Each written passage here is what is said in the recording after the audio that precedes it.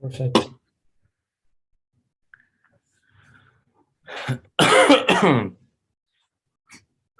Nothing happened.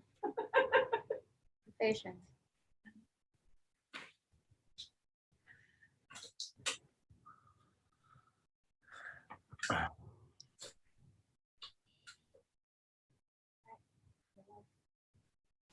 Hello, everybody. We'll just wait a couple more minutes to get started.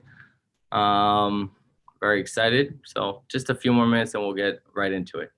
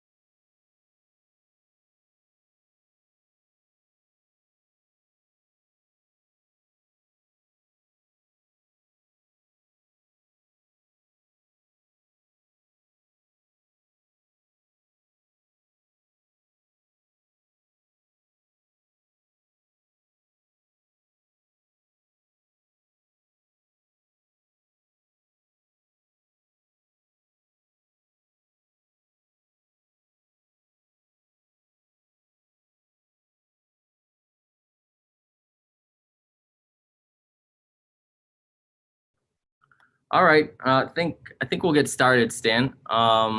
So hello, everyone. Welcome. I'm very excited to welcome you here to the launch of our Super Monday. Super Monday will be the first Monday of every month where you will get to meet our experts, our partners, and discuss other interesting topics that might help you out.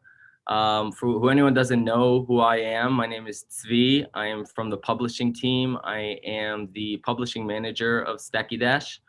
And I am part of Supersonic, that's Iron Source's publishing solution. And I'm just ready to get into it with you guys. So real quick, a little bit about our past quarter. Supersonic launched the largest competition to date, which ended mid-June with cash prizes of up to $200,000. So stay tuned to see the winners. There's really exciting stuff in there. Another very exciting thing that happened to us was when we launched the live games platform. Brand new, takes visibility and transparency to a whole new level. With our partners to help us improve together as collaborators and as a business. So maybe we'll get a chance to talk about that a little later. So a little bit about what we're going to talk about today. Like we promised, there will be a Q&A at the end, but before then, feel free to obviously ask questions throughout the stream, and we'll try to get to them or during the presentation or at the end. So today we'll talk about the beginning of Stacky Dash, a little bit about the concept. These are things that are mostly well known, but we're not going to get held up on it too much. We'll discuss the collaboration with Supersonic, the when, why, and how, and obviously reaching the top, which I'm assuming this would going to be the most important part, is our differences in soft launch, what we did, and how we really were able to succeed and scale with Stacky Dash. Before we get started, of course, let me introduce to you my friend Stan. Stan is the co-founder of, not the co-founder, the founder of Born to Play, the co-inventor and creator of Stacky Dash. So Stan, say hi, introduce yourself. Sure. Can you hear me? You're good? Cool. Hi, everyone. Nice to be here. I started in the video game industry about 20 years ago as an animator at Ubisoft. And I worked for many years on console games.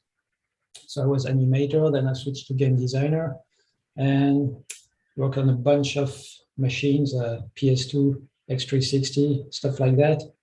And well, I've seen a lot of change in the industry. At one point, I switched to mobile games because it was a really dynamic market and supposed to, a bit more light-hearted projects. But finally, I decided to leave in about 4 years ago to be able to do even smaller projects and move even faster. And I started in a hyper-casual industry, which was kind of really becoming bigger at that time. It was really interesting to start at that point. I got a couple of games published. One of them being, first one was called High Hoops with Ketchup. Then we made a few games with Voodoo, maybe Flippy Floors and Gobble Dash. And here we are with Stacky Dash and Supersonic now. So let's get into it. Awesome, thank you.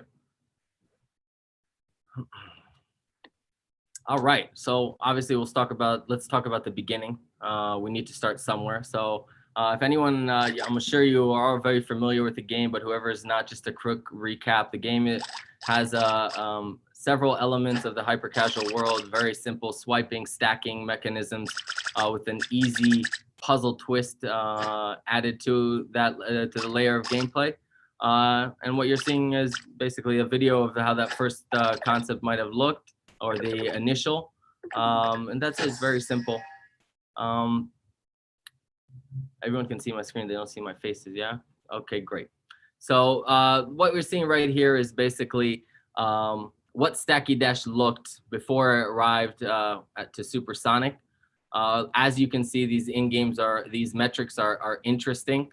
We have 35% retention with 11% late retention, with 850 seconds playtime with ads integrated, which indicates positive metrics. Obviously, like you can see here, the main pain point, which I believe wasn't like that at the beginning, was the CPI, which was around 55 cents. Stan, can you remind me what was the CPI when you first came up with the concept and started testing and Yeah, sure. When we started, it was the first game that had such a low CPI for us. It was really promising and exciting. It was around 12 cents, I think, for the first test. So that's what really, told us to keep going with this game. It was really a good sign. The retention was slightly weaker, so we started. From the initial test to kind of the end of the testing period with the previous publisher, we had tried really hard to make this game into a hit, but somehow it seemed to be not going in the right direction. We had worked like really, tried many things in A/B testing, many new features to improve retention, playtime, and the CPI. But we were always kind of struggling between, working on the game, making the features on one hand, and then trying to lower the CPI on the other hand. It's pretty challenging when you're a small team. And somehow we didn't win that race against rising CPI.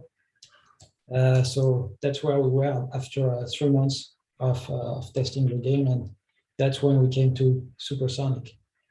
Oh wow. Okay, so like after around 3 months of testing, 55 cents CPI. It's actually a pretty important thing you mentioned, because later down the road, it will part of the explanation of our soft launch, which we'll get to, has to do with this CPI conundrum. So we'll get to it a little bit later on, but thank you for sharing. Awesome.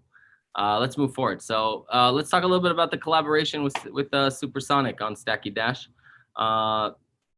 So one of the first things we turn this noise off.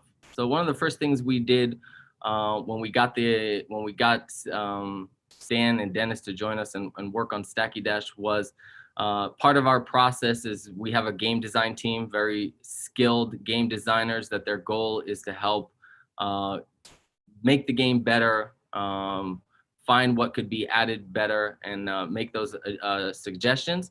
And usually we save that for the iteration phase. At this point, we knew how advanced Stacky was. We saw the interesting metrics. We actually had game design review the game prior to even starting testing. So what you're seeing here is the results, but I'd love to hear, Stan, from you. How did that feel, coming into it? And the first thing is you get bombarded with extensive feedback. What was going through your head at that time? Well, as I said, we had already worked a lot on this game, so we were more in a listening mode. We were like, okay, what would be your idea? So we were really ready to listen, and we were glad to get some pretty not so heavy workload stuff. Of course, we could say let's make a shop, let's make some very things that take a long time, but we were a bit we had not very high hopes for the game because of the trend we were in. So we were asking for quick win if Tomer had some idea. Tomer, we started working with your game designer, his name is Tomer, and we asked him pretty clearly simple direction of things that we could do to hopefully change the CPI, change the metrics for the better. And among all the stuff that we did, yeah, for sure, some had little effect and some of them worked really well. And in the third version, the first thing that gave us a bit of hope was the change of the character. Strangely, we changed the character, and plus the videos, of course, changed. And the CPI was quite lower. So we were starting to get a bit more hope. Yeah. Yeah, I remember when the first test, we just removed ads, made those distraction visual effects fixes, and the stickman, of course. The reduction in CPI was great to see. We expected the retention to go up, obviously, because we removed the ads, and we expected playtime to remain the same also because we removed the ads. So for us, the silver lining was this is a good first step, good progress. We're at 38 cents CPI. Still not as what we would consider scalable or profitable, but it was a good place to start.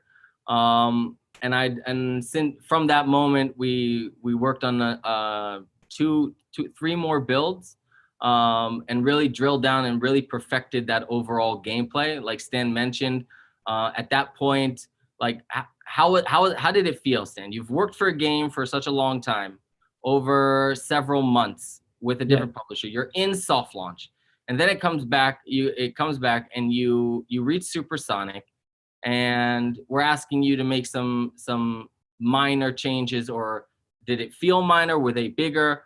Overall, yeah, because it was quite extensive, and what I'm trying to understand from you is how did that go? What was going through your head? Well, as I said, we had. Can you hear me? Yes, we had not very high hopes. For sure, there was one initial move, which is lowering the CPI, was giving us a bit more hope. But we clearly were trying all the time to keep the balance between workload and the risk of working more on this game without being published eventually, because we were not sure at all that the game would be published. So yeah, we tried to keep that balance. And but the first result was encouraging. So we did agree to keep trying to optimize the game even more. And as I said, some things were a bit were easy and quick to do. Some things required a bit more work, but it was some things that we hadn't tried before. So okay, we gave it a try. And I think we worked on that build something like 2 more months with you guys. All right, we had our own issues. We had to filter out previous users, and then we had a whole different other things to handle. So I do see a question if it was iOS or Android, and it was obviously iOS at that time. iOS was the forefront. You know, obviously we were adapting to iOS 14, and you know we can definitely address that later on. But to answer the question, it was iOS.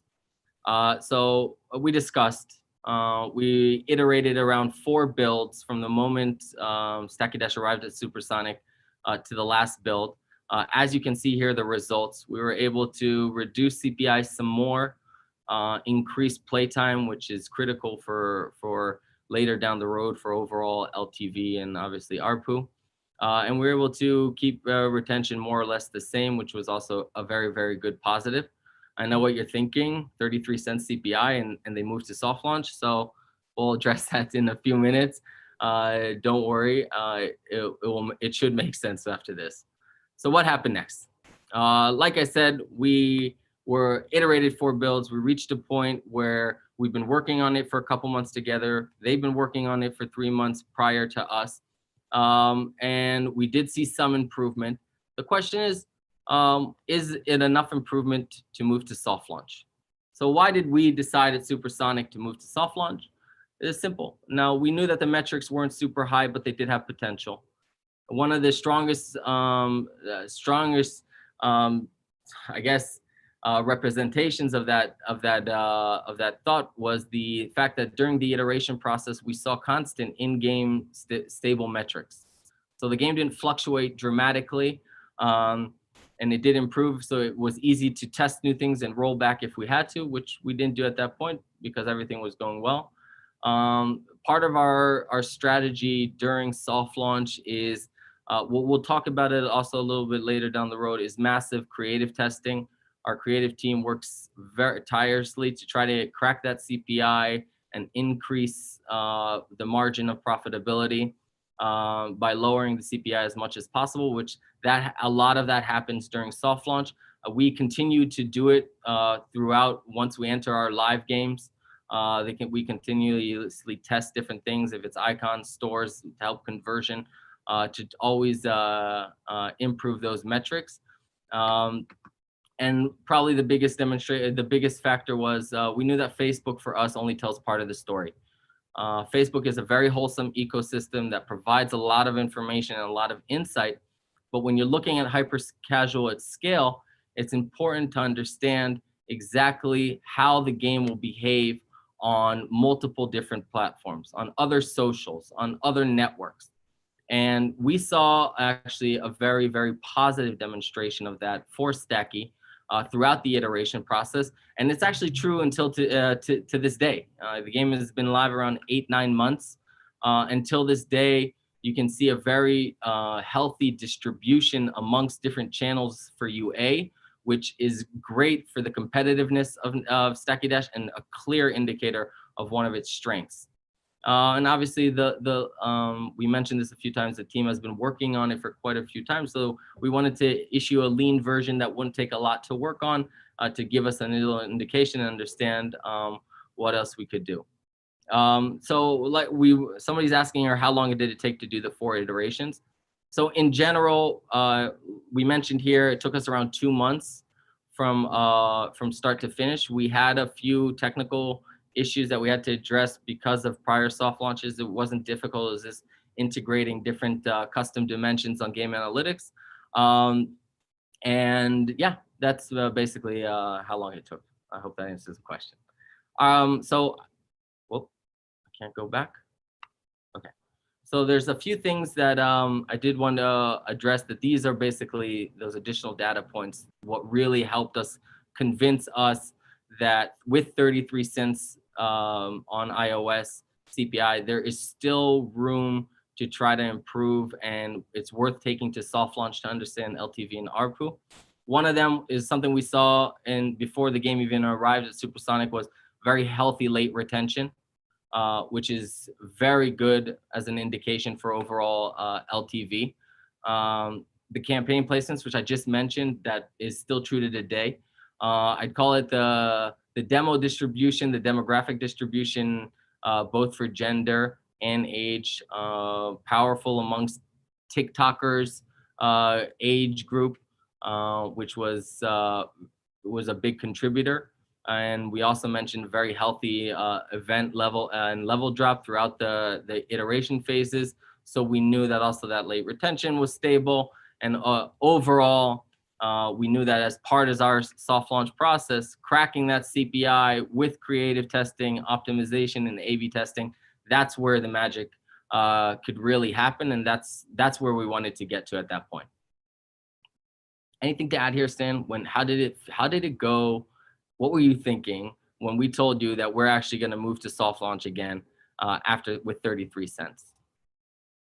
Well, but we were really, I mean, we were skeptical at the beginning, and we were really also on our end, we were pushing to get the true data, because each time I was asked about, because I was always trying to know if it was to keep working on this game. And then Nadav, the manager, explained us a bit that we can't really get the full picture. I mean, they had run some tests to see what you're talking about, the marketability of the game, and he was saying it looked fine, but the only way to find out was to, you know, really soft launch with ads and start to scale up.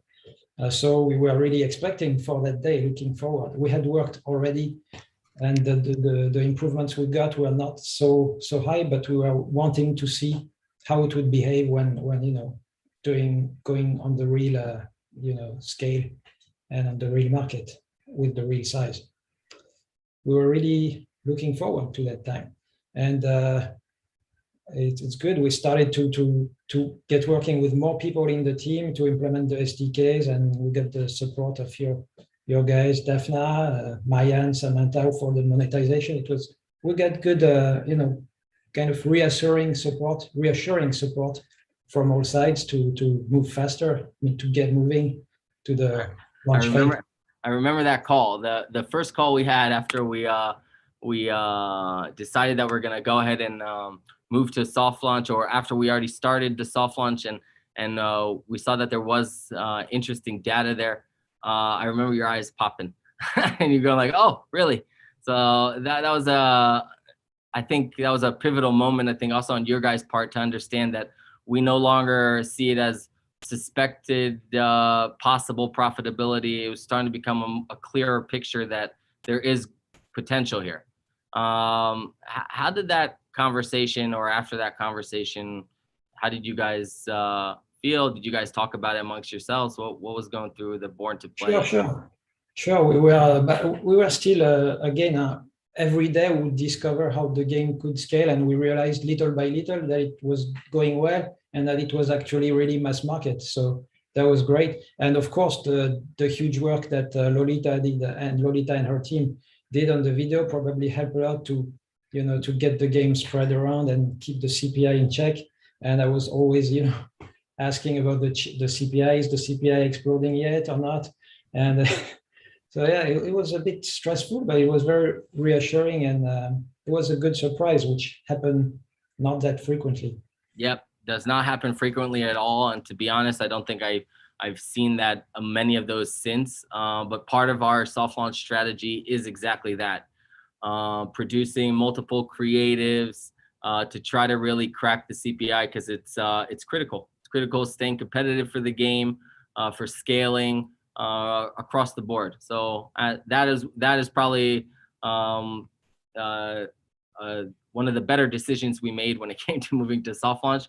And we actually hit the mark on that one and got very lucky. Not lucky, I'm sorry. It was pure skill by our creative team that tested over 200 different creatives, and were able to produce almost the original CPI, which I thought was incredible. We went from 40-cent CPI when the game first arrived to exiting soft launch into global launch with a strong CPI of 20 cents to 15 cents even on TikTok, which was absolutely incredible. Yeah, I see your questions, guys. We'll almost get there, and I'll address all of them. Me and Stan will happily answer these questions. So what happened? Where'd the game start? Where'd the game end? It arrived at Supersonic with 50 cents. We've iterated several times during the iteration phase, and we're able to reduce the CPI to around 34 cents. Not a scalable range, but yes, a range where you could possibly take a risk and move to soft launch to try to improve that. Based on all the data I shared, we decided yes to do that. And by moving into soft launch and creative testing on bulk, we were able to reduce the CPI significantly, which then it finished all the questions and possible question marks hovering over the game, and we knew that we could scale profitably. And since from that moment on, I think the story kind of tells itself. We wrote here top 5 over 100 countries, but it's more like over 100 countries, top 1. 65 plus million installs, 7 only in the last month. Daily average DAO of 250,000 people. It's an absolute amazing success story, and it was an amazing part to be a part of it. Stan, I'd love to hear any thoughts you had on the entire process, how it felt like, whatever you could possibly think that we'd benefit from. I'd love to understand. Well, it was great. It was little by little, gradually, as I said, starting from low hope to pretty surprised, and then super happy, and then super excited. And I mean, we needed that, because at one point before when you go to soft launch, from soft launch to worldwide launch, and you have suddenly a bunch of features to implement, we needed that kick to get back, focusing only on this game, because it really was showing its potential. That was a great experience, a great feeling. And I would say, yeah, we had tons of exchange with the team on the Slack channel. It was, a great experience, even especially working with you, Zvi, who supported all the way. Thank you. So, it was a pleasure on my end too. Thank you. Since the launch, global, moving forward, I can see the channel, and it was very active. I know that the creative is constantly working on different icons. You can see here in this image itself, the iOS and Android icons is part of a different A/B testing that we've done. I see every once in a while we're hitting the top charts all over again over these creatives. How does that ongoing feeling of continuous work, of a little bit about our live games, how does that impact you as a developer? I'd love to know. Yeah, sure. It's well, for us, we don't know if how long the game can last. It's part of the challenge. Do you keep working on the same game, or do you work on new prototypes? Because as all of us know, it's pretty hard to change the result of a game. We can work like crazy, do huge features that make absolutely no difference. So it's really kind of strategic and tactical aspect to where do we work. So for this game, we really, during the global launch phase, we updated a lot, added much more content. Some things are a bit challenging, but now we have a bit slowed down on the updates. And but we see it's still doing pretty strong. And as I said, the metrics don't seem to change that much. After we added the monetization feature, we added a bunch of stuff for the rewarded videos, which we didn't have at the beginning of the global launch, at the very beginning. And then we quickly we had like one RV, right? And most of it was based on interstitial. Absolutely, because we didn't want to, those stuff take time. The rewarded video, usually you need to give bigger prizes. You need some sort of economy. So yeah, we did that only when we saw that the game was going a bit high on the charts. But we worked fast on this. Yeah, that's a fantastic way to say it. So that's the end of the presentation. Thank you guys for listening. I'll take a look at the questions now. We'll answer the questions. If you have, feel free to continue asking, and we'll answer happily. One of the questions I see here is, what do you guys look at for late retention? Day 7, day 14, day 30. So overall for day 7, if we're looking for integrated with ads, we'd like to see around 10%. Okay. If it does show 10%, then it's a healthy game. For 14 and 30, usually hyper casual games, to stretch that long is not necessarily a point we stick on, but we do. The healthier it is, it also helps us be more competitive later down the road with UA. So we would look for anywhere between 7% on day 14 and around 3 to 5%, I think, on day 5% on day 30. I'd say that was probably one of the best things for Stacky Dash, a very healthy late retention and distribution. The next question is, I'm not really sure what you mean by at this stage you're not testing monetization. In the prototyping stage, we don't enter monetization at all. We are trying to check one thing, and that's marketability. Facebook provides us a very partial story, but it is a strong indicator for overall marketable potential. So for us, during that phase, we're just trying to understand if the game has potential of being profitable. And once we decide to move into soft launch, that's basically the initial integration of monetization. And that's where we try to understand, we pivot from retention and playtime to a more, I don't know if a lot of you are aware of this terminology that we use, is APAPU, average playtime per user. And we look at ARPU and LTV to try to understand overall how the game's gonna look. So another question here is, do the devs change those backgrounds for the creatives, or do the video teams does that? Basically, it can go either way. At some point, we happily will enter the Unity, ask for the project, and as part of our strategy. Well, I'll leave it at that and let whoever wants to come and test with us experience that for themselves. Yes, so the initial CPI was 0.12 when the concept was initially tested. Stan, actually, I think I'm going to let you answer this, okay? Because I think this is more related to your side. So he said, did I understand this correctly? The initial CPI was 12 cents USD. Is it possible to see this creative as well? I'm not sure I've seen that creative. Was that one of the first ones we tested? I think it's the thing you showed in the very first slide. Yeah, if This it's one? not that, yeah, it's maybe not exactly that one, but it's something very close to that. And if you know something that in the first testing phase, something that helped the game a lot I mean, not a lot, but one of the improvements that worked not on CPI side, but on gameplay, was to add much more tiles everywhere. As you can see on this video, the first concept is about like big chunks of food. Then we, changing among a lot of changes we did, the thing of where we put the tiles everywhere, it made a significant improvement in playtime and retention. But yeah, that was the creative that had I think the lowest CPI on the very first test, but after it, this one didn't perform as well.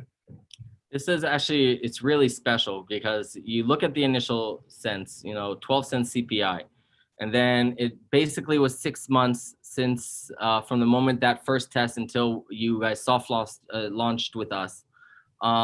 There was already a soft launch in progress. That means there was purchasing on scale.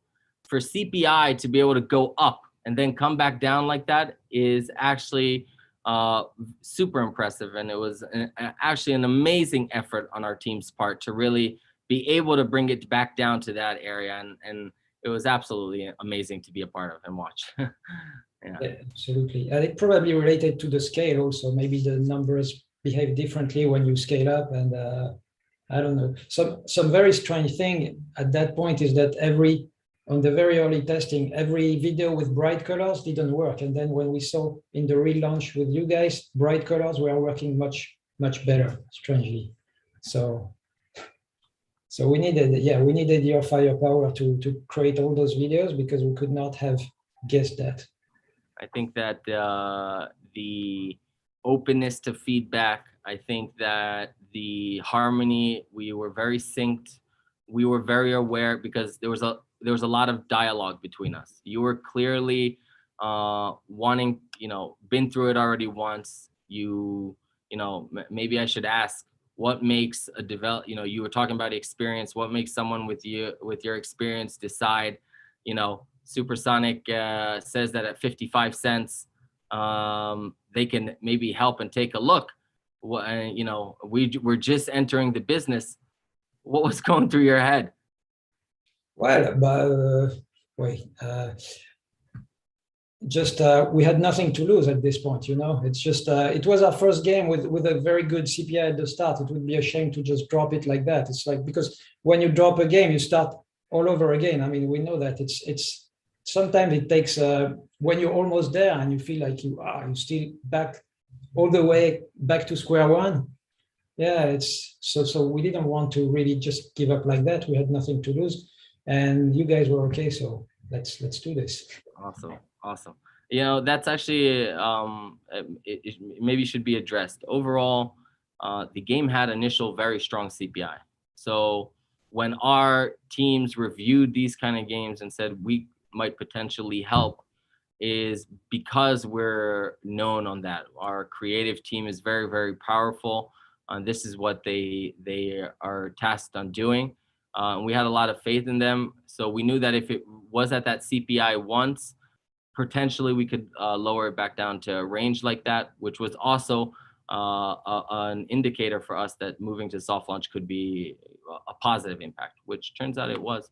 So overall, I'm very happy everyone made that decision to move forward. I'm very happy no one gave up on either side after such a long time, and it was an absolute amazing pleasure. So if there's any more questions, I'd love to answer them. I don't see any more. Is there anything else, Dan, you would love to add or share? I think I've said most of it, but again, thank you to the whole team who was really proactive and really, you know, motivated. You know, Awesome. even sometimes, and especially at the beginning, more than us, and we needed that at that point. Awesome. So that was great. Sounds like a great partnership. So yeah, that's it. I'd like to thank everybody for joining us for Super Monday, our first live stream. Be sure to stay tuned to our next live streams, our next events for Super Monday. I promise they'll be informative and fun. So thank you so much, Stan. Thank you so much for taking your time. It must be what, around 7-8 o'clock at night there. Yeah, Stan's in China, everybody. So thank you so much for taking part. Thank you everybody for asking your questions, and I hope to see you again. Feel free to reach out to us at any time, any questions. Visit our website and take a look, submit your game and test with us. That would be great. That's it. Thank you very much. I think that's it.